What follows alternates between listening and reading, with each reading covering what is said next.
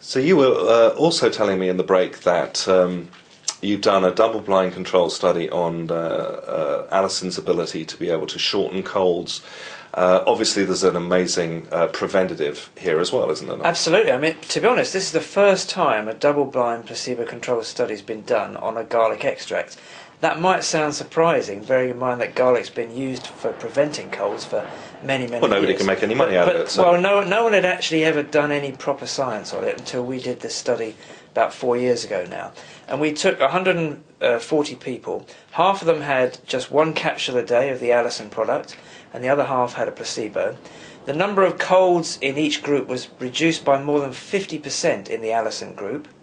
The symptoms were got rid of, so that's coughing. So let me get this straight. These are people who have already got colds. They've got the scratchy feeling. Know it's coming on. No. These are people who are picked from all over the UK, and they took the product for 3 months during the winter period. Right. They didn't have any colds to start off with, but we wanted to see whether the incidence of colds would be different in the active and the placebo group.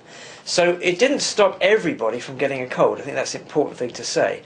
But even those who got a cold whilst taking the Allicin product, they recovered from the symptoms of those colds, like coughing and sneezing and headache and runny nose, within a day.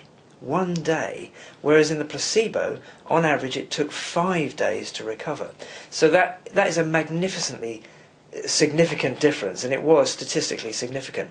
And the other factor that came out of the study was that a lot of people on the placebo, the dummy, they actually got more than one cold during that 3-month period, whereas in the Allicin group, I think it was only 2 people got more than one cold. The difference was, again, very statistically significant. So this stuff not only can prevent colds from happening in the first place, it can get rid of the symptoms if you're unlucky enough to suffer a cold, and it prevents you from getting another cold. This has got some pretty profound implications also when you start looking at cholesterol and heart disease and stroke. Tell us what you found about that. Well, in my book we cover all aspects of what Allicin can do for human health, and the heart and circulatory system is a main area, obviously. We know that Allicin is a very mild HMG-CoA reductase inhibitor. In other words, it's a natural statin. It works in the same way, but obviously it doesn't have the opportunity to cause side effects because the body recognises it as being a natural extract and not some sort of chemical that's trying to affect a body system. So we would expect significant reductions in cholesterol and blood pressure. We've recently put Allicin together with beta-cytosterol, which is used in all of the spreads and the yogurts, and we have now a first-class lipid-lowering natural extract. And believe you me, Philip, it works extremely well. So also tell me about the work you've done with Allicin and cancer. Well, there's been a lot of work done on garlic and cancer for many years, and in fact in America it's seen as an anti-cancer food for sure. But what we have discovered is that Allicin, when it gets into the bloodstream, breaks down into a number of other sulfur compounds, and 2 in particular are very good anti-cancer agents. That's a compound called diallyl disulfide and diallyl trisulfide. They're sulfur chemicals, and they have the ability to knock out cancerous cells, and at the same time they boost the immune system, so you get an all-round benefit to anybody who's going through that cancer scenario.